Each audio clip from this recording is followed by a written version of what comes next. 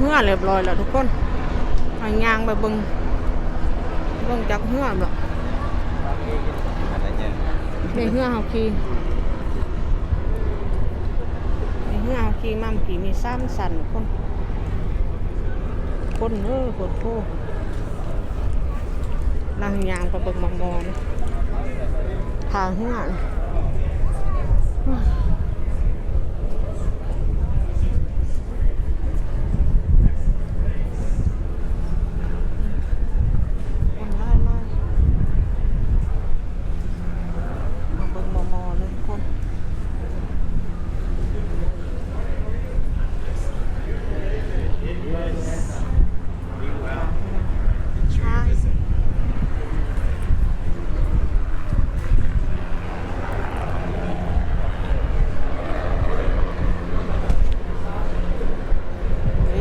นิวยอร์กเด้อทุกคน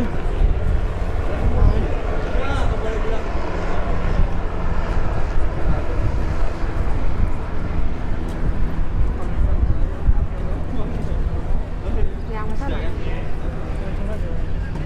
มันสอดก่อนเดียวกันหน่อย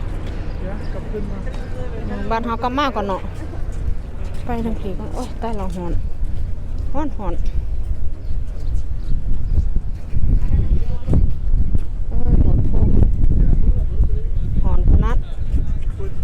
คุณทางเหือเขานะทุกคนเอาข้ามมากกับบดนมันก็ได้เบิ่งเนี่ยเขามีเครื่องยังคายอยู่นั่งโลออมเบิ่งไอศครีมคายนั่นคายนี่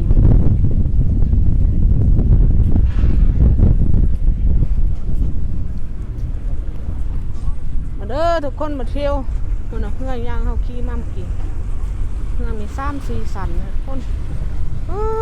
วิวสุดยอดเลยกินลมชมวิวคน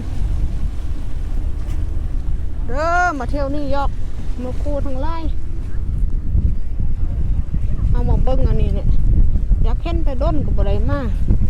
วันนี้มีโอกาสได้มาเบิ้งแล้วเนี่ยมาเห็นตัวจริงแล้วเนี่ย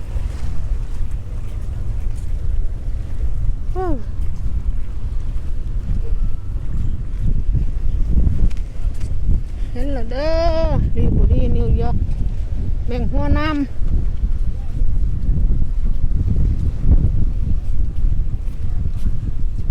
คน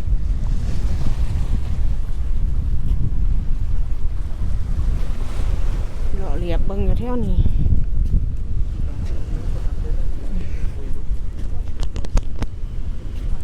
เดี๋ยวเอาเบิ่งเห็นแต่หูบยวนอยู่ทีวีเบิ่งคือว่านั่นมาเห็นตัวจริงตัวใหญ่ๆเลยอยู่มอนี่ก็บ่มีโอกาสมาทุกคนแต่บ้านเฮามาก็ขับรถมานี้ก็4 ชั่วโมงนึงมานิวยอร์กนี่นะขับบ่ได้มาจักเทื่อมาเทื่อทำอิฐมาหอนมี90 ปลายปีนะฮะมาเห็นทำอิฐทุกคนนี่สุดยอดเลยแมงหัวน้ำเอามอเลยมันนี่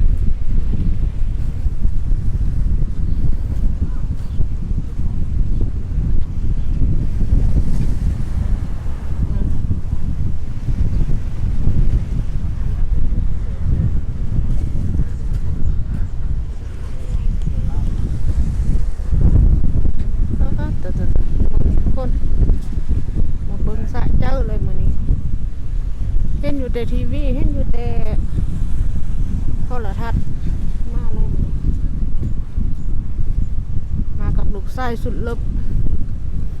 พาแม่มาเที่ยวนี่ยอกมันนี่สุดยอดเลย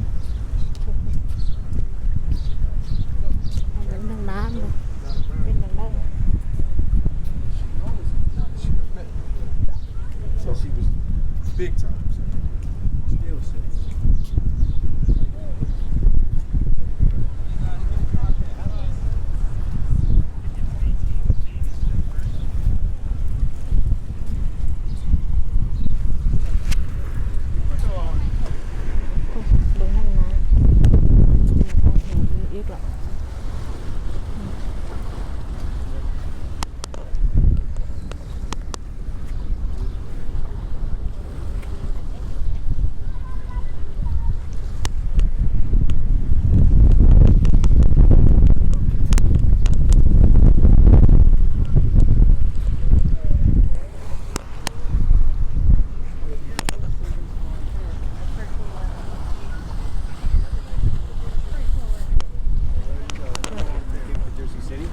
สุดยอดเลยทุกคนยอดเลยทุกคนแองมาถ่ายซุ้มหมอเบิ้งแองหัวน้ำน่ะนี่ยกลีบุรีหมอเลย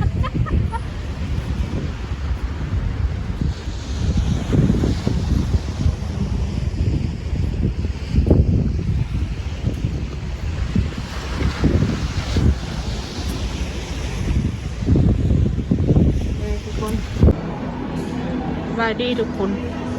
มันนี่ทำบบเบิงบัตรพันของอันแรงหัวน้ำรีบอดี้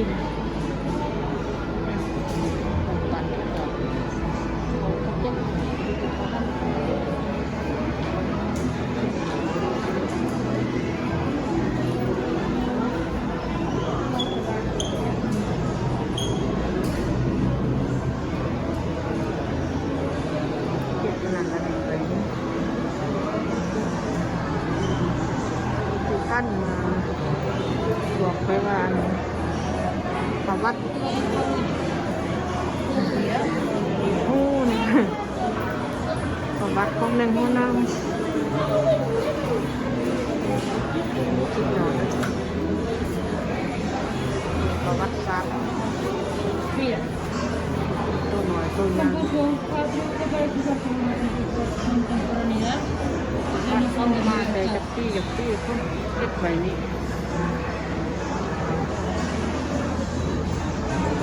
ก็สร้างแต่ปีเดิมนะ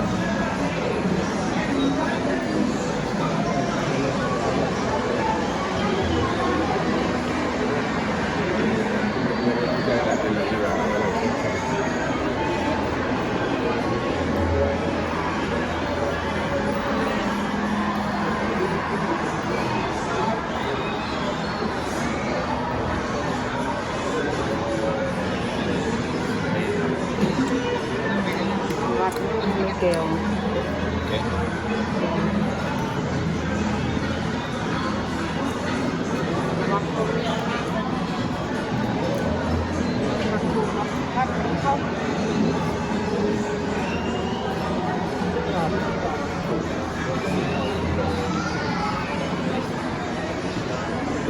รักษาทั้งหมด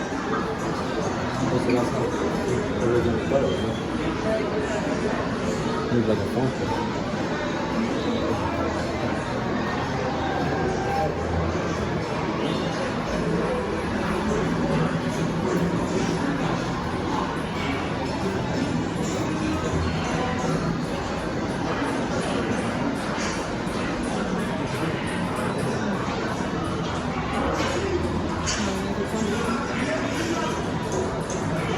ปั่นก็ลองพี่รักษาพี่เขาลองนี่หัวน้ำแล้วรีคุยรักษา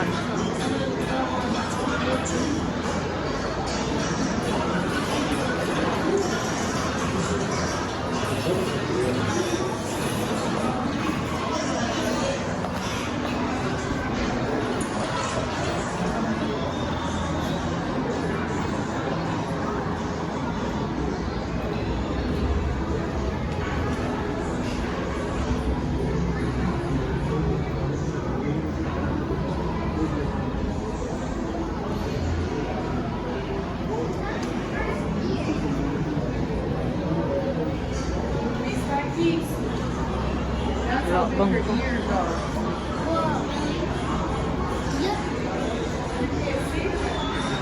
วงวัดศาสตร์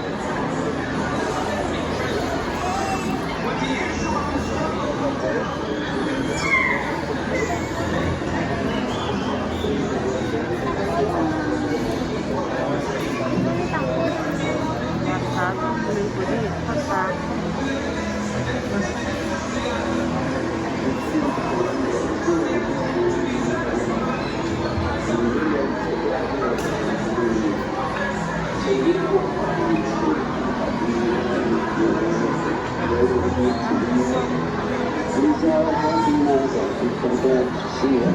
represents the free life.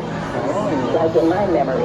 the Liberty Light Committee was the first person of America. I really felt that I live it. It's mine. Liberty Island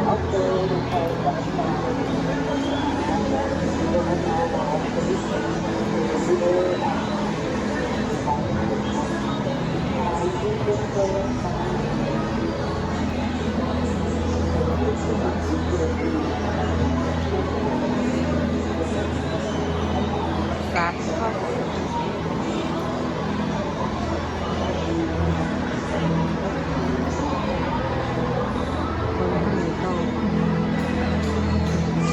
บอลทำเป็นยางล็อก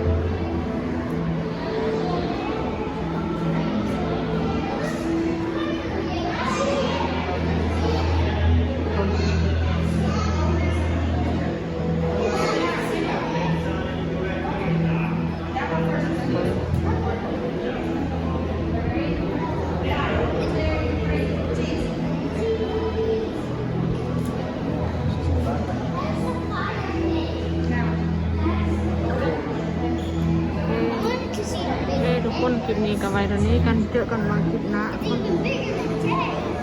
ถ่ายประวัติศาสตร์ของเมืองมุน้ำมาเบิ่งวัดคุวัดปีพันธุ์เขาแต่ก่อนก็เอาไว้คลิปนี้ก็ลาไปก่อนเจอกันมาคลิปหน้า